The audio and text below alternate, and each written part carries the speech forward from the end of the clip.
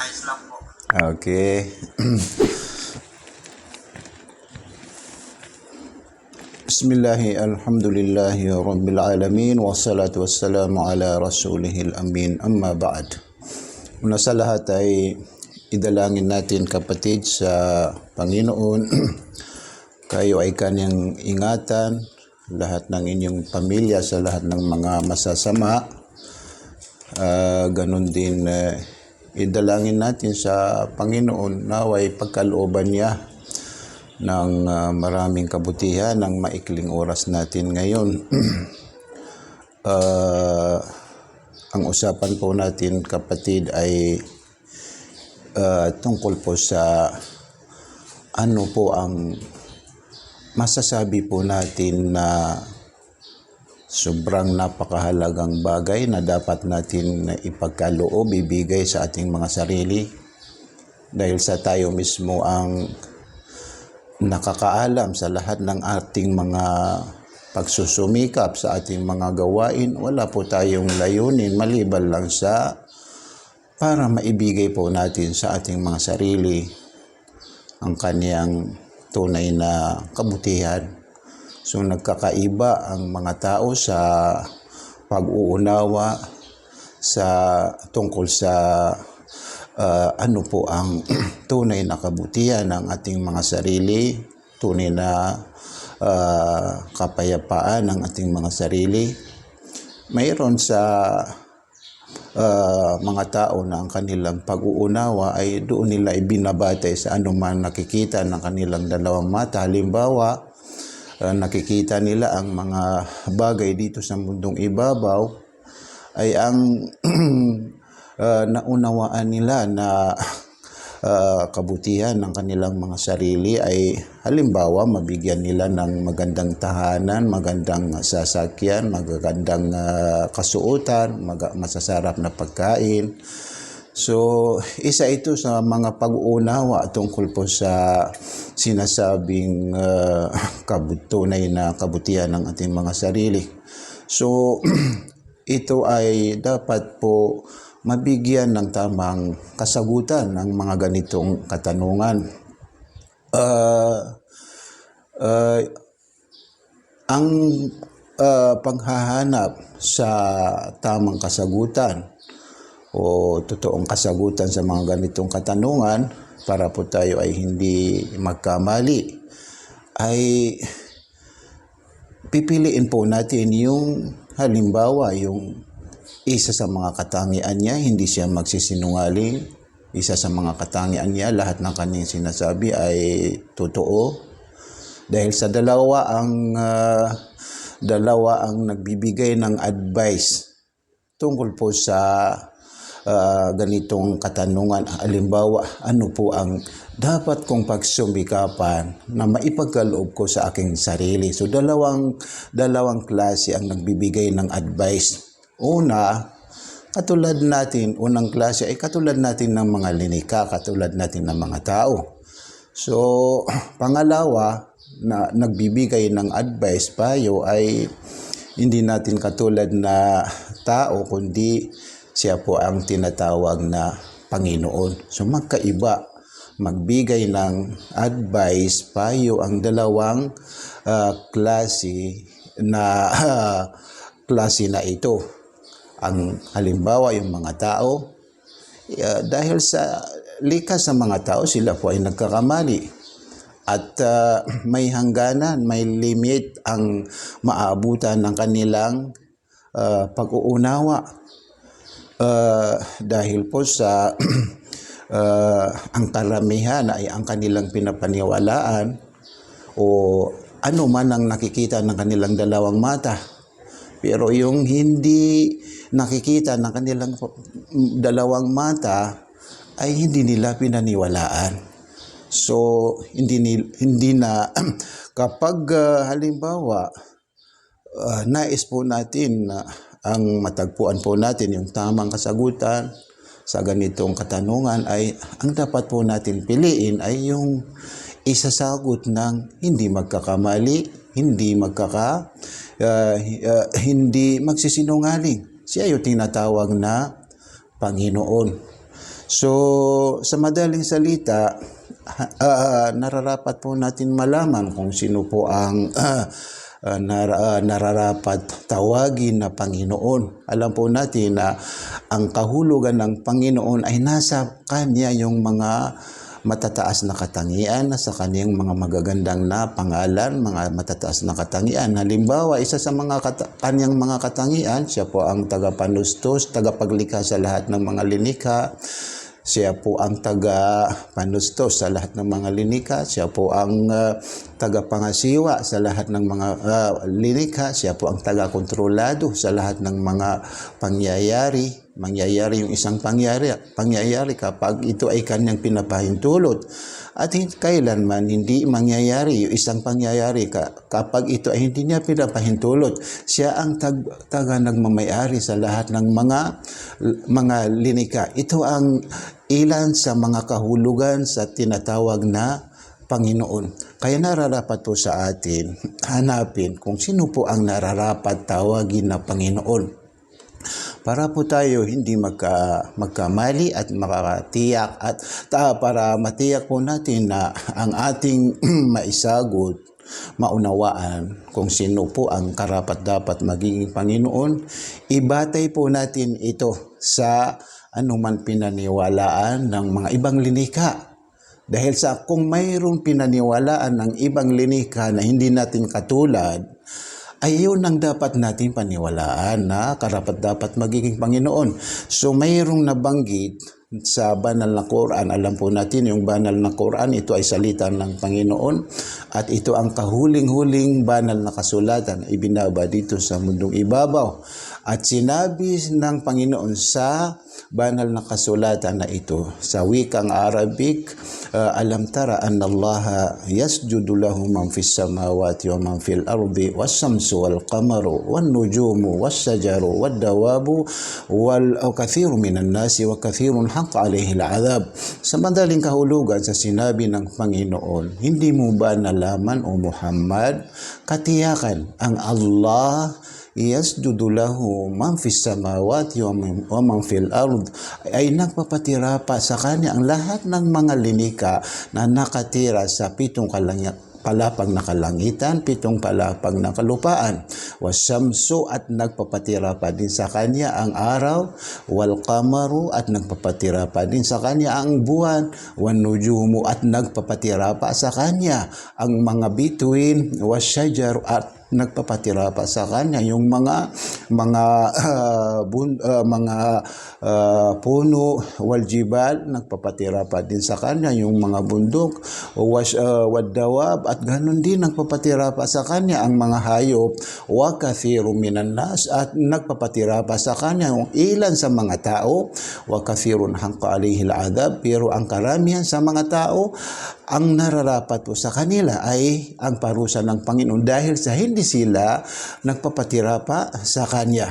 So yung pinaniwalaan, ibig sabihin na pinaniwalaan ng mga ibang linika, siya yung dapat natin paniwalaan na karapat dapat magiging Panginoon. Kung sila ay mas tawagin, pwede natin sabihin na mas malaki sila kaysa sa atin.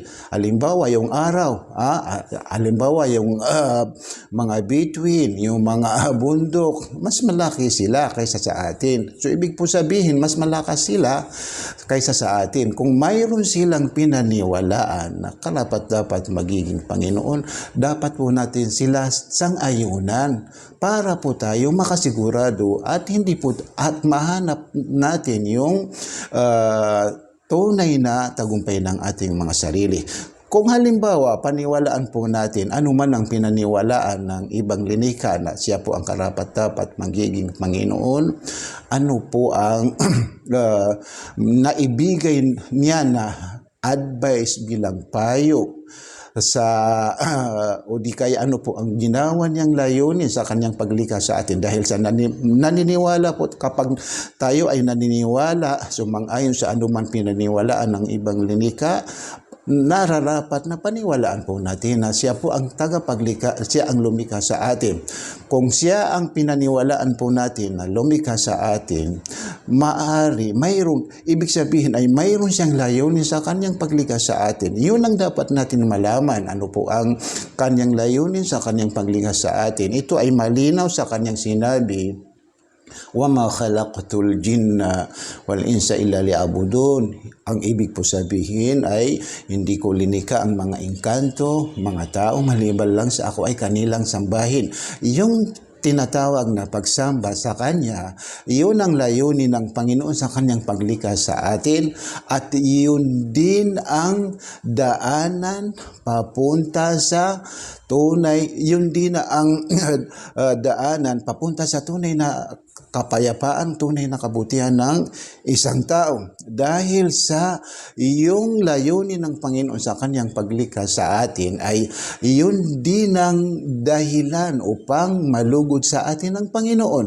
Ang nararapat mapagsumikapan ay paano po malugod sa atin ng Panginoon. Kahit lahat ng mga tao, hindi sila malugod sa atin. Basta ang Panginoon, siya po ang malugod sa atin, sapat na nahanap natin ang tunay na tagumpay ng ating mga sarili dahil sa ating paniniwala na siya po ang nagmamayari sa lahat ng mga bagay, siya po ang taga-kontrolado sa lahat ng mga pangyayari, siya po ang taga-bigay ng buhay, siya po ang taga-bawi ng buhay, siya ang taga-panustos ng buhay. Katulad ng ating naipaliwanag kanina, kung siya po, ganito ang pag-uunawa natin sa Kanya at siya po ang malugod sa atin, ibig po sabihin ay natagpuan po natin, nahanap natin at naunawaan po natin ano po ang tunay na tagumpay ng ating mga sarili, at ibig sabihin ay naipagkaloob natin sa ating mga sarili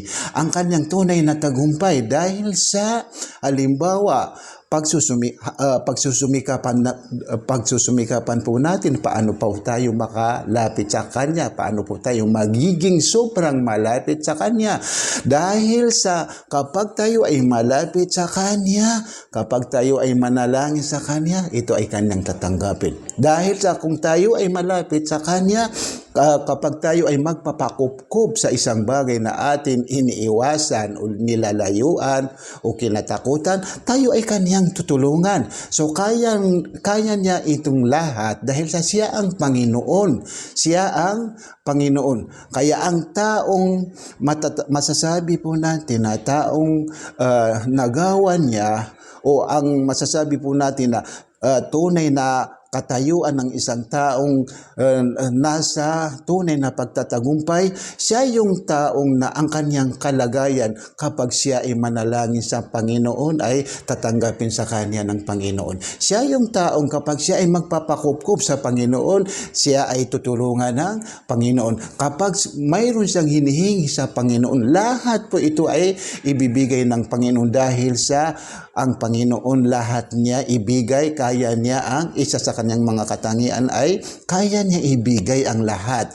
Kaya niya ang lahat ng mga pangyayari. So, halimbawa, kung malugod siya sa atin, halimbawa, malugod sa atin ang Panginoon ay, ibig po sabihin ay, tayo ang taong o alipin ng Panginoon na nagawa natin yung tunay na tagumpay ng ating mga sarili. Kaya ang itatanong po natin, isa na nararapat itanong o maunawaan, paano po malugod sa atin ang Panginoon?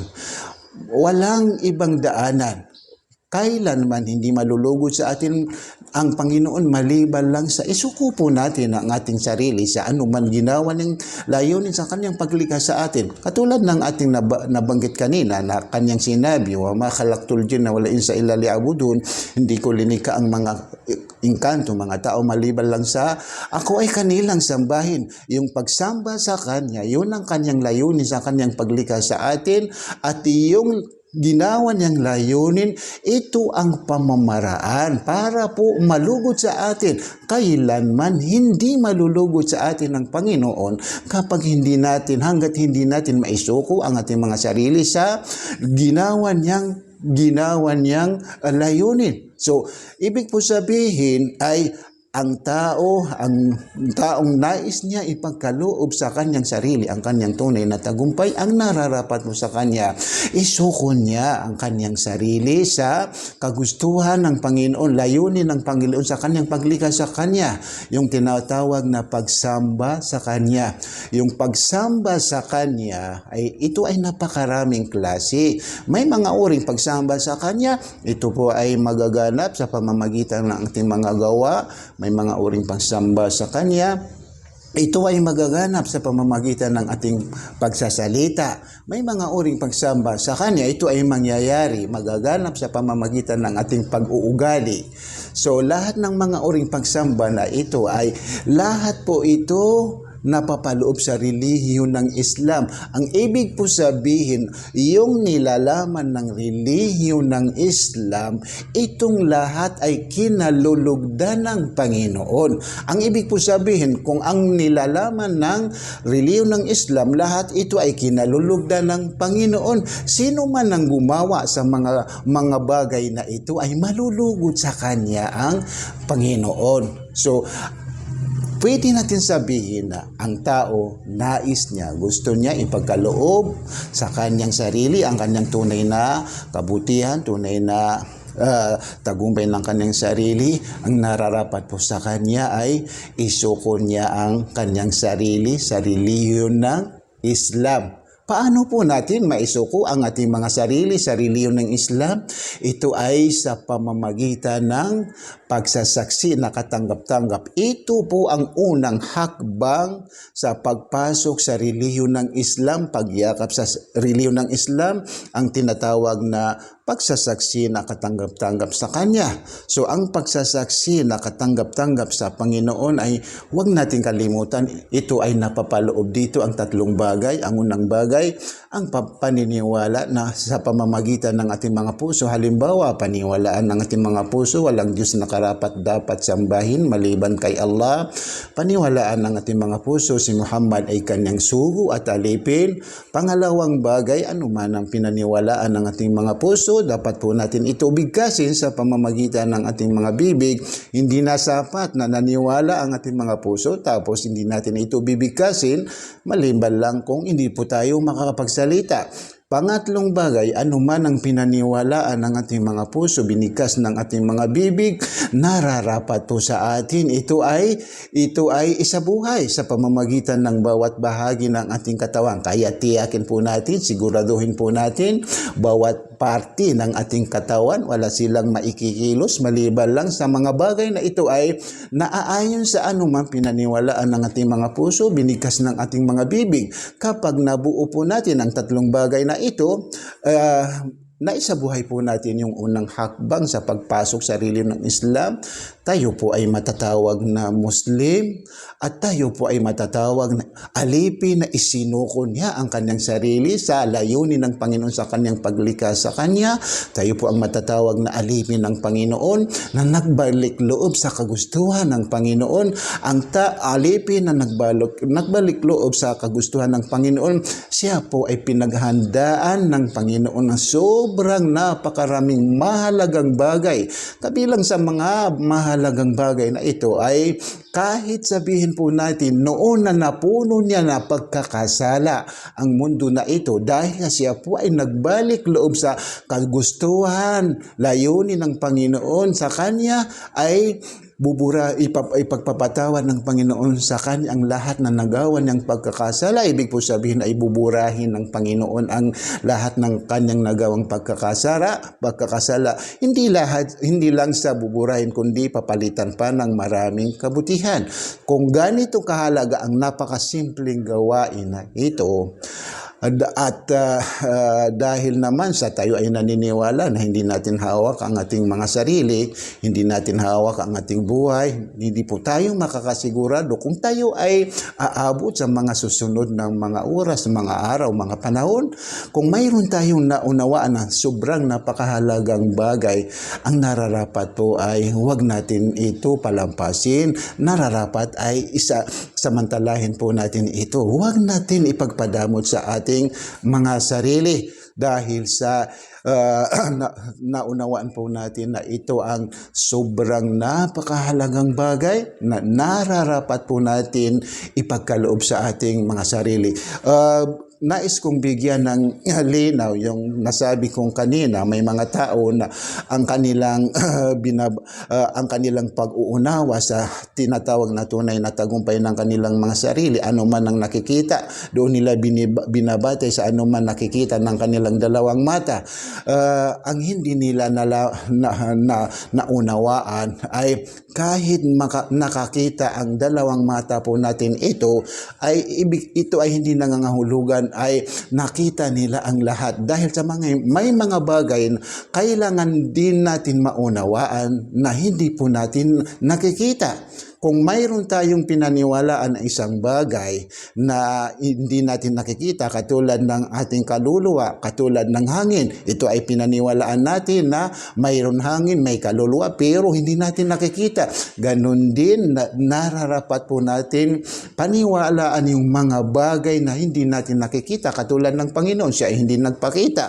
Katulad ng pangyayari sa ating mga libingan, hindi ito nakikita, pero mayroong nagkwento, nakatanggap-tanggap ang kanyang pagkukwento, katulad ni Propeta Muhammad sallallahu alaihi wasallam, sumakanya ang nawa ang kapayapaan. So nararapat ang mga bagay na ito hindi natin nakikita sa pamamagitan ng ating mga dalawang mata, kundi ito ay makikita natin sa pamamagitan ng ating mga puso. Halimbawa, magkaroon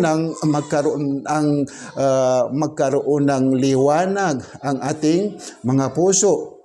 Ang ating mga dalawang mata, kahit ito ay walang diferensya, kailangan niya yung liwanag, dahil kung walang liwanag, hindi niya makikita yung mga bagay. Halimbawa, doon po tayo sa loob ng ating kwarto na napakadilim, hindi natin makikita ano ang nilalaman ng isang kwarto na ito.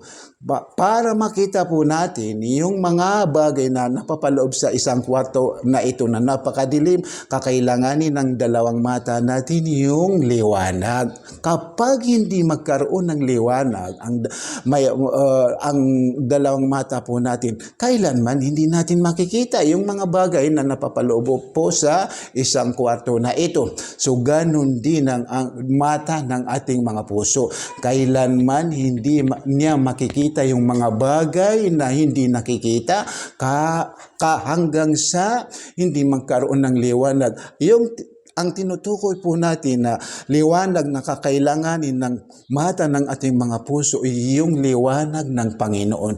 Yung liwanag ng Panginoon, ito ang sinasabi na paniniwala sa karapat-dapat magiging Panginoon. So yung paniniwala sa sinuman ng karapat-dapat Panginoon, yun ang liwanag na kakailanganin ng dalawang mata, kakailanganin ng ating ng puso ng ating kakailanganin ng mata ng ating mga puso. Halimbawa, paniwalaan natin na ano man ang sinabi na ikwento ng Panginoon tungkol po sa loob ng ating mga libingan.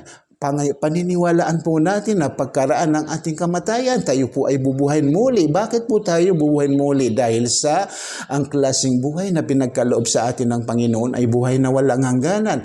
Kahit mabawian tayo ng buhay, ay may panahon. Nararapat po natin paniwalaan na kapag tayo ay mabawian ng buhay, may panahon, may oras na tayo ay babangon muli. Bakit po tayo babangon muli? Dahil sa ipagpatuloy po natin yung buhay na pinagkaloob sa atin ng Panginoon, dahil sa ang klaseng buhay na pinagkaloob sa atin ng Panginoon ay buhay na walang hangganan. Ay, ibig po sabihin, saan po natin ito maipagpapatuloy? Doon sa kabilang buhay. Ang ibig po sabihin, kapag tayo ay nabuhay muli o kapag tayo ay dumating sa kabilang buhay, yung buhay na ipagkakaloob sa atin doon sa kabilang buhay ay buhay na walang hangganan. Kung ano man ang madatnan natin natin doon sa kabilang buhay ay ang klaseng buhay natin doon ay buhay na walang hangganan. Kung wala pong ipinaghanda sa atin na lugar doon sa Panginoon, may libal lang sa dalawa. Una, paraiso, pangalawa, impyerno. Kung saan man tayo makapunta sa dalawang lugar na ito, ang klaseng pamumuhay natin doon sa dalawang lugar na ito ay walang hangganan. Ang ibig po sabihin, kung doon po tayo makakapasok sa paraiso, ano man ang madadatnan natin doon na kabutihan ng ating mga sarili ay kabutihan na walang hangganan. Ikumpara po natin ito sa mga kabutihan na ating pinagsusumikapan dito sa mundong ibabaw ay napakalaki ang diferensya. Napakalaki ang pinagkaibahan nilang dalawa dahil sa yung lahat ng mga kabutihan na ating pinagsusumikapan dito sa mundong ibabaw ay may hangganan dahil sa tayo mismo ay nababawian ng buhay. Katulad ng sinabi ng Panginoon, kullu nafsin dha'iqatul maut, lahat ng may buhay siya po ay mababawian ng buhay. Kapag tayo ay madatnan ng kamatayan, lahat ng mga bagay na ito ay ating iiwanan.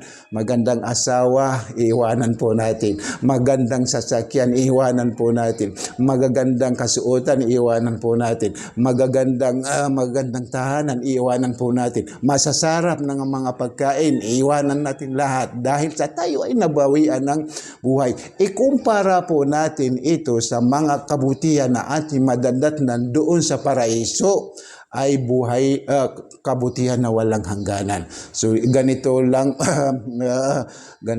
ang aming maipapaliwanag tungkol po sa paghahanap ng tunay na kabutihan ng ating mga sarili. Wala po kaming masasabi, kapatid, na tunay na tagumpay ng ating mga sarili maliban lang sa yung isuko po natin ang ating mga sarili sa kagustuhan ng Panginoon, sa layunin ng Panginoon sa kanyang paglikha sa atin.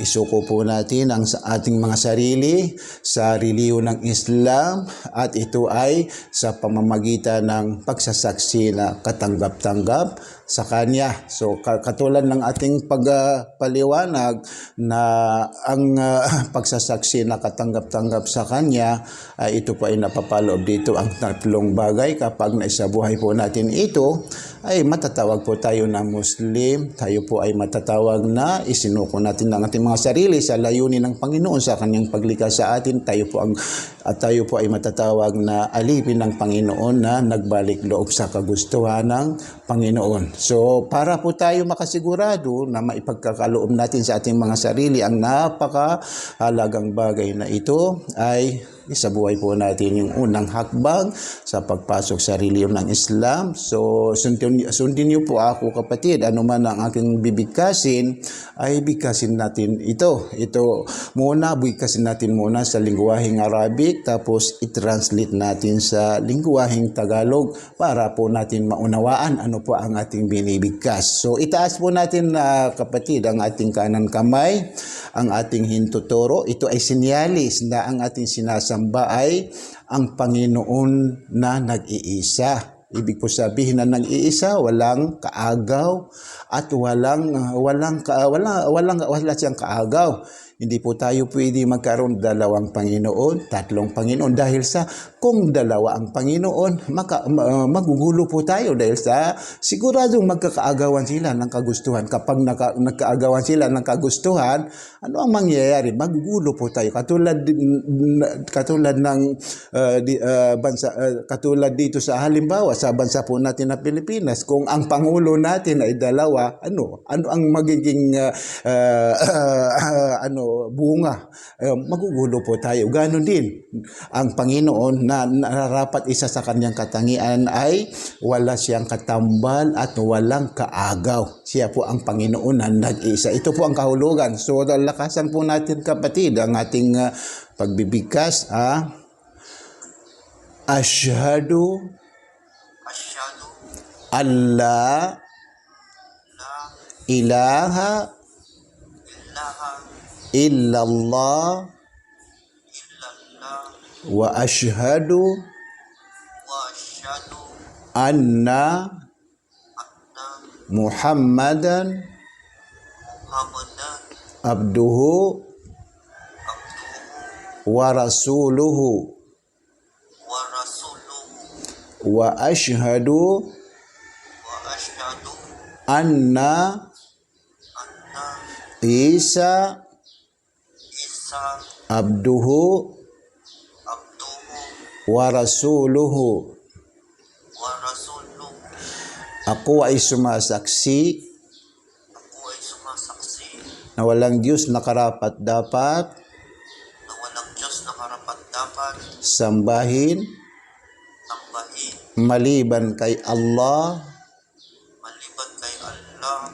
at ako ay sumasaksi Ako ay sumasaksi na si Muhammad na si Muhammad ay kanyang sugo ay kanyang sugo at alipin, at alipin. at ako ay sumasaksi At ako ay sumasaksi na si Jesus na si Jesus ay kanyang sugo ay kanyang sugo at alipin. at alipin. Allahu Akbar. Congrats sa iyo, kapatid. Talagang ikaw ang pinili ng Panginoon na ipagkaloob niya sa iyo ang napakahalagang bagay na ito. Ito po ay nangangahulugan na ikaw ay mahal ng Panginoon. Hindi naman sa iyo ipagkakaloob ng Panginoon ng ganitong sobrang napakahalagang bagay kung hindi ka mahal na Panginoon. Ito ay nangangahulugan dahil sa mahal ka ng Panginoon, ikaw ang kanyang pinili sa dami ng kanyang mga linika na ipagkaloob niya sa iyo ang sobrang napakahalagang bagay na ito. Kaya wala po kaming masasabi sa iyo, kapatid, maliban lang sa congrats, kapatid. Congrats, kapatid. Salamat po. Ingatan po kayo, kapatid, ng Panginoon. Opo, kayo din po. Okay, welcome po, kapatid.